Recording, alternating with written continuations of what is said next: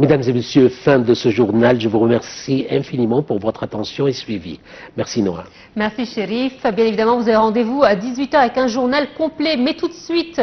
vous avez rendez-vous dans Indice avec Hani Farag. Hani Farag, à toi l'antenne. Ici, chers téléspectateurs, vous êtes toujours l'ANTV International et c'est votre temps avec les indices égyptiens. Mais justement, cette édition d'indices va être consacrée à la lecture de relations égypto-chinoises à la lumière de cette visite qu'effectue actuellement le président du Conseil chinois, Li Qiang, ici en Égypte. Et bien sûr, il est arrivé hier. Il a été reçu hier également par le Premier ministre Dr Moustapha Madbouli. Mais aussi aujourd'hui, on trouve qu'il y a une rencontre entre le président Abdel Fattah el-Sisi et M. Li Qiang, des déclarations de plus en plus positives vis-à-vis de cette relation de plus en plus approfondie entre l'Égypte et la Chine. Mais aujourd'hui, chers téléspectateurs, nous allons poser quelques questions très importantes. Par exemple, si je peux dire, à quel point nous trouvons que à la lumière de cette guerre chinoise et américaine dans le domaine économique, dans le domaine commercial, un rapprochement entre l'Égypte et la Chine représente une menace, ou plutôt représente une opportunité pour les deux côtés. À quel point nous trouvons que de plus en plus les partenariats entre l'Égypte et, si je peux dire, la Chine va être un jour une opportunité pour les deux côtés dans le domaine commercial, avec plus de précision dans le domaine de corridors ou de routes commerciales. Et je parle de ça à la lumière de, si je peux dire, cette initiative de la route de la soie et de la ceinture. Est-ce que l'Égypte va donc redonner de plus en plus une sorte de brillance au canal de Suez à la lumière de ce partenariat avec la Chine, ou plutôt on trouve que d'autres puissances économiques mondiales, notamment asiatiques comme l'Inde, la Chine, en coopération avec un autre pays, va être ou va quand même former des routes commerciales concurrentes avec l'Égypte. Donc toutes ces questions vont être bien sûr proposées. Nous allons avoir quelques réponses à propos de ces questions, mais après cette petite pause.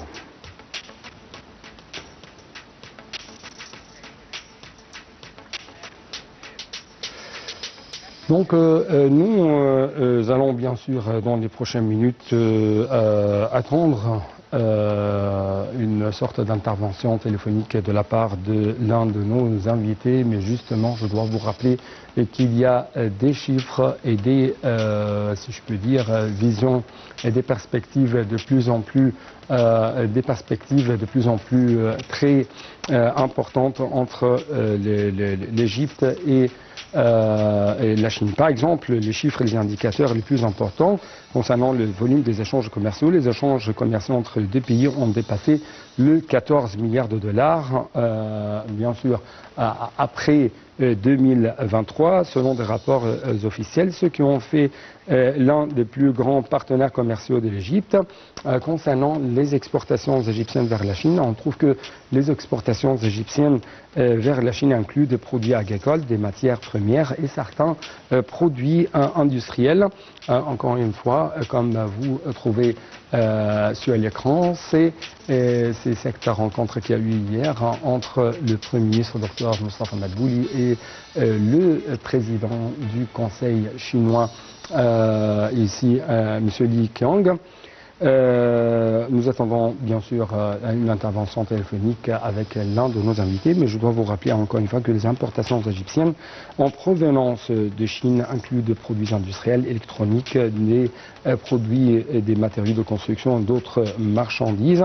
Sur l'autre côté, concernant les investissements chinois, les entreprises chinoises investissent en Égypte dans divers secteurs tels que les énergies renouvelables, les infrastructures, la sous-traitance compétences et la fabrication. Et concernant cette initiative de route qui s'appelle la ceinture et la soie, l'Égypte joue aux yeux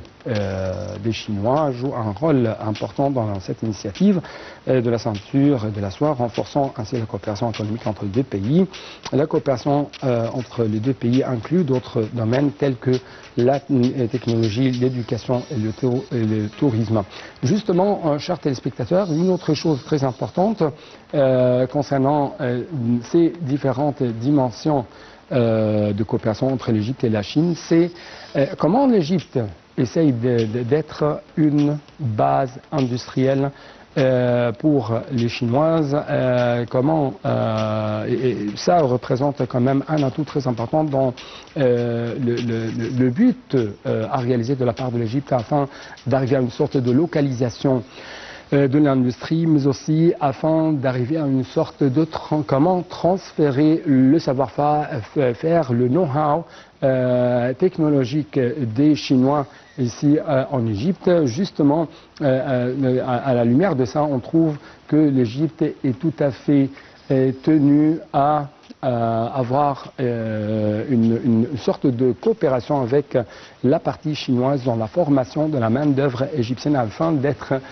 qualifiée, afin que la main-d'œuvre égyptienne va devenir de plus en plus compétitive sur la scène internationale. Mais également, je dois quand même vous donner plus d'explications en ce qui concerne ça. La coopération entre l'Égypte et la Chine comprend de nombreux secteurs, si qu'on fait une coopération complète. Donc on parle justement dans cette phase d'une sorte de comment passer d'un certain partenariat stratégique entre les deux côtés à une autre phase, selon les observateurs, une phase de complémentarité entre les Chinois et les Égyptiens dans les différents domaines de l'économie et du commerce. Justement, d'après les journaux, que ce soit chinois ou les journaux égyptiens, si on va jeter un regard vers l'avenir, cette coopération est tout à fait fructueuse et devrait continuer à croître, à se développer dans les années à venir, à mesure que les initiatives de coopération entre deux pays se poursuivent. Si nous allons jeter un autre coup d'œil sur le domaine des investissements, des échanges égypto-chinois, les échanges commerciaux, on trouve que, et économiques bien sûr, on trouve que 2418 entreprises chinoises investissent toujours en Égypte avec un capital émis de 2,1 milliard de dollars à la fin du mois de mai dernier, dont 47% sont concentrés dans l'activité industrielle dans les domaines de fibres de verre, des appareils ménagers, des textiles, des industries alimentaires, de l'alimentation animale, et ça selon des données officielles. D'autre part, on trouve que d'après des données officielles également, cette entreprise chinoise, considérée parmi les plus grandes entreprises au monde, ont de même exprimé un vif intérêt à entrer sur le marché égyptien et à y investir, que ce soit en déplaçant ces usines ou en établissant des expansions en Égypte avec des investissements s'élevant à 5 milliards de dollars dans les 3 prochaines années. Si nous allons jeter une autre fois un coup d'œil, mais cette fois-ci de plus en plus approfondi, on trouve que l'initiative La Ceinture ou la route de la ceinture de la soie, lancée par la Chine, ont mis très soutien le renforcement de la coopération économique et d'investissement entre les deux pays. Et à cet égard, on trouve que l'Égypte prévoit d'augmenter le niveau des infrastructures dans les secteurs des transports, de l'énergie, des technologies et de l'information. Je dois vous rappeler qu'hier, par exemple, il y avait une déclaration très importante faite par Monsieur le Premier ministre, Dr Moustapha Madbouli, concernant cette visite de M. Li Qiang, le président du Conseil chinois ici en Égypte. Il a dit que cette visite prépare la prochaine visite à prévoir de la part du président chinois Xi Jinping ici en Égypte. Mais justement, Li Qiang a une autre mission, c'est observer sur le terrain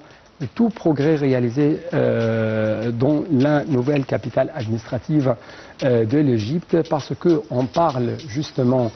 ces derniers mois d'une sorte de coopération de plus en plus étroite entre les deux pays afin d'établir sur le terrain une cité médicale, une cité sanitaire, mais aussi on trouve que M. Lee Kyong met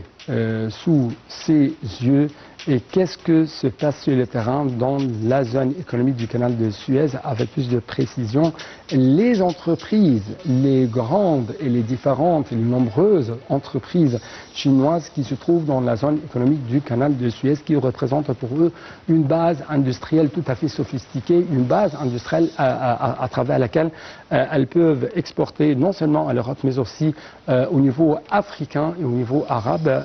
notamment que l'Égypte, chers téléspectateurs, jouit des accords de plus en plus très, si je puis dire, exclusifs à travers le fait d'être un membre très éminent dans des blocs économiques comme le COMESA. La zone économique du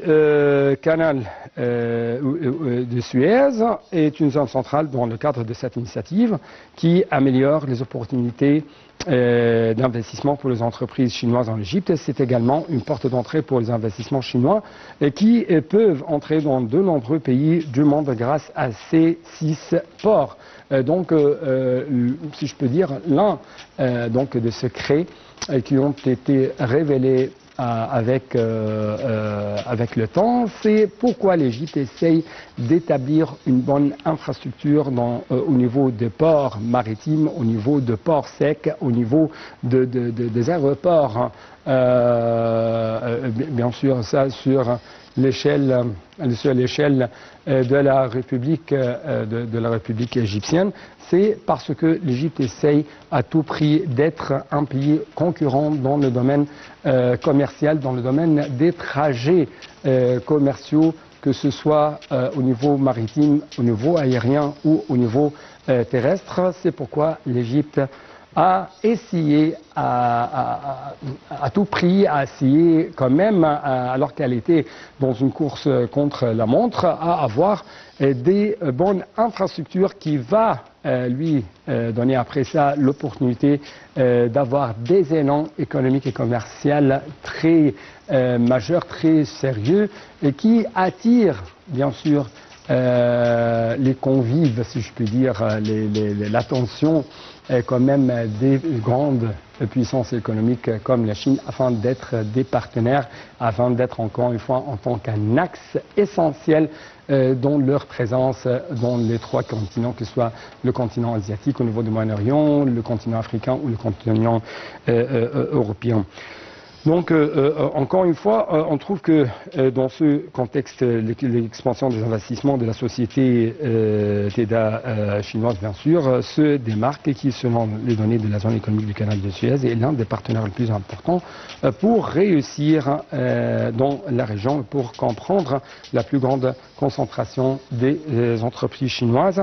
Et TEDA est l'un des plus grands investissements étrangers dans la zone économique du canal de Suez à travers 140 entreprises avec un investissement total de 1,6 milliard de dollars, un volume de vente total de 3,5 milliards de dollars et 2 milliards de dollars en recettes fiscales payées, ce qui a contribué à la disponibilité de 5 000 opportunités d'emploi directes et 50 000 opportunités d'emploi indirects. Donc, l'un des atouts qui possèdent ou dont jouit, si je puis dire, les relations économiques entre les deux côtés, c'est comment la Chine et l'Égypte essayent de créer de plus en plus des opportunités de travail sur le terrain. Autre chose, les données de l'Agence centrale pour la mobilisation publique et les statistiques montrent le développement de relations commerciales entre l'Égypte et la Chine. La valeur des exportations égyptiennes vers la Chine a augmenté à 1,8 milliard de dollars en 2022 contre 1,5 milliard de dollars en 2021, soit une augmentation de 25,1%, tandis que la valeur des importations égyptiennes en provenance de la Chine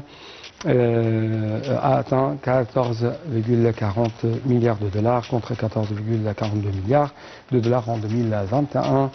soit une baisse de 0,2%. On essaye toujours d'arriver à avoir une sorte de contact avec l'un de nos invités, mais il s'avère que jusqu'à maintenant, il y a un problème technique. C'est pourquoi j'aimerais bien sûr vous poser les autres chiffres, les autres indices qui marquent cette relation de plus en plus croissante entre l'Égypte et la Chine dans les différents domaines, que ce soit au niveau des investissements, que ce soit au niveau de relations économiques ou quand même au niveau des relations commerciales. Donc on trouve que la valeur des échanges commerciaux entre l'Égypte et la Chine avait augmenté pour atteindre 16,2 milliards de dollars en 2022 contre 15,19 milliards de dollars en 2021, soit une augmentation de 2,2%. Donc il y a 3 ans, on a trouvé qu'il y avait des chiffres très importants, mais aussi pendant 2024, ou la première moitié de 2025, il y a de plus en plus une sorte de croissance dans ces chiffres d'affaires entre les deux côtés. J'aimerais bien sûr vous poser ou vous proposer quand même un point très essentiel. Il y a une sorte d'intensification de coopération entre l'Égypte et la Chine, non seulement en tant que des partenaires, des pays partenaires au niveau bilatéral, mais aussi au niveau multilatéral, parce que les deux pays représentent des membres au sein de BRICS, ce rassemblement qui représente presque plus de 60% de la population internationale et qui représente en même temps une sorte de comment arriver à faire un contact, une coopération sud-sud. Donc il y a toujours quelques problèmes essentiels dans le système économique mondial, que ce soit la Chine ou l'Égypte les a soulignés à maintes reprises. Bien sûr, pendant ces rassemblements de BRICS, on trouve que l'Égypte a dit que la dette représente l'un des obstacles les plus majeurs devant la croissance économique mondiale. C'est pourquoi l'Égypte, avec la Chine, ont intensifié cette nouvelle formule. C'est bien sûr comment arriver à faire une sorte d'échanger dans une sorte de remplacement de la dette contre les investissements au niveau des pays émergents, notamment dans le domaine de développement comme les infrastructures, comme les énergies nouvelles et renouvelables, comme le domaine de la formation de la main-d'œuvre ou les infrastructures sophistiquées de plus en plus résilientes au changement climatique. Donc, à cette fois-ci, par exemple, il y a d'autres choses à proposer de la part au niveau de cette coopération sud-sud, c'est comment arriver à avoir un financement avec un coût tout à fait très bas, un financement consacré au processus de développement au niveau des pays et des économies émergentes. Donc tout ça représente des trajets, représente des axes, représente des atouts à travers lesquels les deux côtés, les Chinois et les Égyptiens, la main dans la main, essayent de travailler. Donc si je peux dire, j'ai d'autres chiffres très importants. La valeur des investissements chinois en Égypte s'est élevée à 563,4 millions de dollars au cours de l'année fiscale 2021-2022 contre 485,2 millions de dollars au cours de l'année fiscale 2020-2021. Donc, comme ça, quand même, il y a 4 ans, il y avait une croissance et aujourd'hui, il y a une autre croissance dans le domaine des chiffres et dans le domaine des affaires entre les Égyptiens et les Chinois. Donc, j'aimerais bien sûr, chers téléspectateurs, arriver à dire que de plus en plus, il y a des défis communs pour les deux côtés, notamment à la lumière de cette guerre commerciale entre les États-Unis et les Chinois. Donc, l'Égypte représente un vrai partenaire pour les Chinois pour arriver à doper que ce soit la croissance économique de l'Égypte ou la croissance économique des Chinois. Autre chose, c'est comment arriver à faire une formule qui, si je peux dire, est une formule très importante pour les deux côtés, la coopération sud-sud, et non seulement au niveau bilatéral, mais aussi au niveau multilatéral. Avec ça, chers téléspectateurs, j'aimerais vous laisser vous dire toujours merci pour votre attention et à la prochaine.